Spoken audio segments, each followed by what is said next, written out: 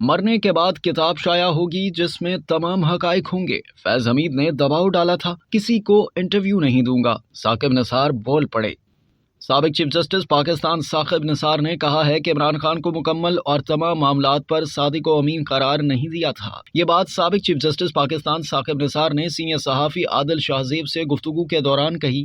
ان کا کہنا ہے کہ میں نے غلط فیصلے کیے ہوں گے، میں اب کسی کو انٹرویو نہیں دوں گا، میرے مرنے کے بعد ایک کتاب شائع ہوگی جس میں تمام حقائق ہوں گے۔ سابق چیف جسٹس ثاقب نثار نے کہا کہ 1997 سے لے کر چیف جسٹس کے عہدے تک کی ساری کہانی لکھوں گا۔ انہوں نے سوال کیا کہ میں نے ملک کی بقا کے لیے جو فیصلے کیے ان پر عمل درآمد کیوں نہیں کرتے۔ صحافی نے ان سے سوال کیا کہ پاناما کیس میں آپ پر نواز شریف کو نااہل کرنے کے لیے جنرل ریٹائرڈ فیض نے دباؤ ڈالا تھا۔ ثاقب نثار نے جواب دیا کہ جنرل ریٹائرڈ فیض کون ہیں جو مجھ پر دباؤ ڈالتے؟ میں جنرل ریٹائرڈ باجوہ سے اس دعوے کے بارے میں بات کروں گا۔ یہ کہتے ہیں کہ میں سابق وزیر اعظم عمران خان کے لیے عدلیہ میں لابنگ کر رہا ہوں، میں کیوں ان کے لیے لابنگ کروں گا؟ سابق chief justice supreme court of Pakistan Saqib Nisar نے یہ بھی کہا کہ مجھے اپنے بچوں کے مستقبل کی فکر ہے۔